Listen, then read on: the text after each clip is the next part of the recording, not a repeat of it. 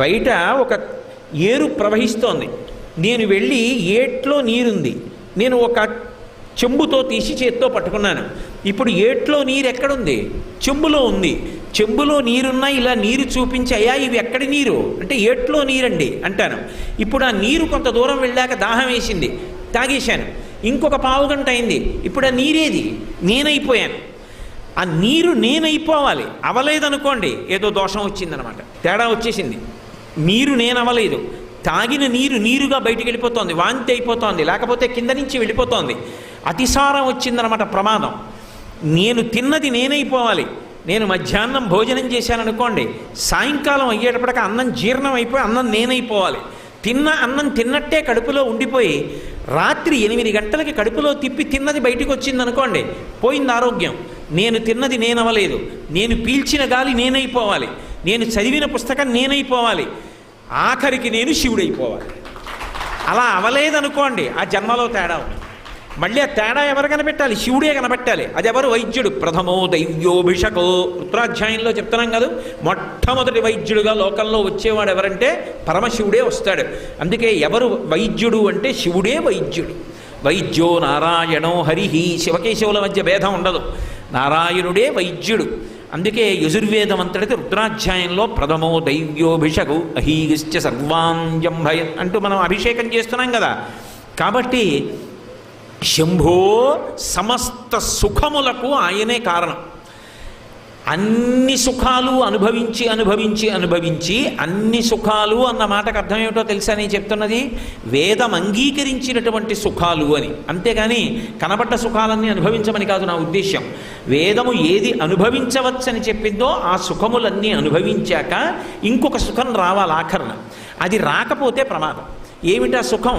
వైరాగ్య సుఖం రావాలి. అవన్నీ సుఖాలండి, ఎన్ని మాటలు ఇవన్నీ అనుభవించాను. ఏమండి అయ్యో చక్కెర పొంగలి మనవలు తినేశారండి మీకు లేదు అందనుకోండి, భార్య వచ్చి ఎన్ని మాటలు తిన్నాను చక్కెర పొంగలి, ఎన్ని వేల మాటలు తిన్నాను, పిల్లలు తిన్నారుగా నాకు సంతోషం. ఇప్పుడు ఇది లేదన్న భావన లేదు, తాను అనుభవించి అనుభవించి అనుభవించి ఆ సుఖములొక సుఖములా అని నిర్లిప్త భావనలో ఉంటాడు. ఆ నిర్లిప్త భావనలో ఉండగా కష్టం రానివ్వండి, శివానుగ్రహం. సుఖం రానివ్వండి, శివానుగ్రహం. ఎలా ఉండనివ్వండి, తాను పొంగడు, తాను కుంగడు. అలా ఉండగలిగితే వైరాగ్యం పొందాడు అని గుర్తు. గాలి చూడండి అలా వెళ్ళిపోతూ ఉంటుంది. ఇప్పుడు నా మెడలో ఈ మల్లెలమాల జాజులమాల వేశారు.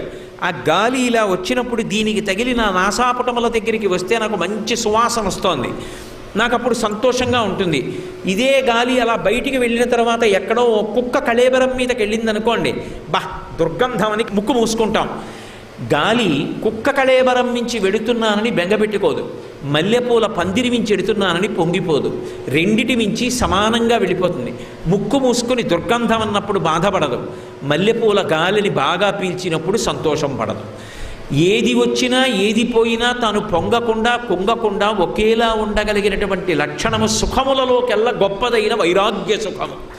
ఆ సుఖమును ఎవరిస్తారంటే శంభు, ఆయనే ఇవ్వాలి మల్లికార్జునుడు. చిట్ట చివరికి ఆ వైరాగ్య సుఖము వలన మోక్ష సుఖము కలగాలి. ఆ మోక్షం ఎవరిస్తాడు? పశువు యొక్క పాశములు కోసేసి పశువుని పశుపతిలో కలిపేసుకుంటాడు. అది ఇచ్చి మోక్షం ఇవ్వగలిగిన వాడు ఎవరు? విడుదల. ఆ మోక్ష సుఖమని ఇవ్వగలిగిన వాడు కూడా ఆయనే. అంటే లోకంలో ఇక్కడ నాకు లడ్డూ తినాలని ఒక కోరిక ఉందనుకోండి, అయ్యో కోటేశ్వరరావు మీకు లడ్డూ తినాలనుందా, రేపు ఉదయం 9 అయ్యేటప్పటికీ మీకు నేను లడ్డూ తెచ్చిపెడతా, సరేనా? ఎలాగైనా సరే ఇవాళ రాత్రి మా ఇంట్లో 11 అయినా సరే కూర్చుని బూందీ చేసి రేపు పొద్దున్న పాకం బట్టి వేడిగా లడ్లు చేసి పళ్ళెల్లో పెట్టి మీ ఇంటికి పట్టుకొస్తాను. నిజంగా నేనేదో లడ్లు తెస్తున్నా అడిగానని అనుకునేరు, ఉదాహరణకి చెప్తున్నాను. పట్టుకుని వచ్చారు. ఇప్పుడు మీరు తెస్తానన్నారని రాత్రి నాకు తెలివచ్చినప్పుడల్లా రేపు ఉదయం 9 గంటలకు లడ్డూలు తెస్తారనుకున్నాను. తృప్తి వచ్చిందా? రాదు. మీరు 8:30 నుంచి ఇంకా లడ్డూలు తెస్తారని నేను వీధిలో నించున్నాను. 10 నిమిషాలు తక్కువ 9కి మీరు పళ్ళెం పట్టుకుని దాని మీద బట్ట వేసి నడిచేస్తూ కనపడ్డారు. అమ్మయ్య తెచ్చేస్తున్నారని సంతోషపడిపోయాను. మీరు తెచ్చి అక్కడ పెట్టి తినండి అన్నారు. నాకు సంతోషం అయిపోతుందా? అవలేను. నేను తినాలనుకుని ఇలా చెయ్యి పెట్టబోతున్నాను, చటుక్కున ఎవరో ముఖ్యమైన వాళ్ళు వచ్చారు. అబ్బా అనుకుని వెళ్ళి వాళ్ళతో మాట్లాడాను. తృప్తి వచ్చిందా? లేదు. దాన్ని తీసి చేత్తో పట్టుకున్నాను, తృప్తి లేదు. వాసన చూశాను, తృప్తి లేదు. నాలుక మీద పెట్టాను తృప్తి లేదు, నవిలి మింగేసేది నేనైపోవాలి, అప్పుడు తృప్తి. అది ఇచ్చిన వాడెవడో వాడు శంభు. ఆ సుఖమన్న భావన కల్పించినవాడు అంటే నీకు ఏది ఇచ్చినా వాడే ఇవ్వాలి, అది దాని అర్థం. కాబట్టి మోక్ష సుఖము నుండి సాధారణమైనటువంటి సుఖము వరకు నిద్రాకాలిక సుఖము, రాత్రి నిద్ర పట్టిందన్నా శివానుగ్రహమే. కాబట్టి సమస్త భూతములకు నిద్రాకాలిక సుఖమిచ్చి ఇంద్రియముల యొక్క బడలిక తీరుస్తాడైన రాత్రివేళ. అటువంటి శంకరుడున్నాడే, ఆయన కాకపోతే శంభు అన్న నామంతో అన్వయం ఎవరికి అవుతుంది? అందుకని నీలకంధర శంభు. ఇప్పుడు ఈ రెండు నామాలు ఎవరికి అన్వయం? పరమశివుడికి అన్వయం. ఇందాక ఎవరికి అన్వయం? మేఘానికి అన్వయం. ఇప్పుడు ఎవరికి అన్వయం? ఆయనకు అన్వయం. కాబట్టి కారుణ్యాం మృతవర్షిణం. ఆయన ఏం చేస్తాడు?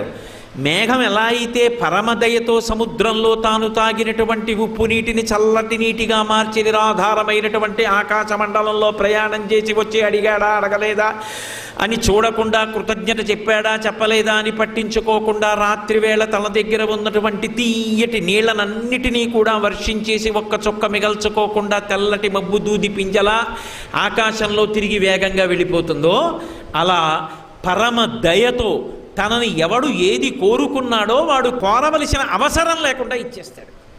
అది మామూలుగా ఉండదు, అది శివతత్వం. శివుడిస్తే మామూలుగా ఉండదు. అందుకే ఆయనకొక్కడికే ఒక అనితర సాధ్యమైనటువంటి ప్రజ్ఞ ఉంది. లోకంలో ఎప్పుడైనా ఎక్కడైనా ఎవ్వరూ చెయ్యలేనటువంటి పని చేస్తే అది ఎవరు చెయ్యాలి అంటే శివుడే.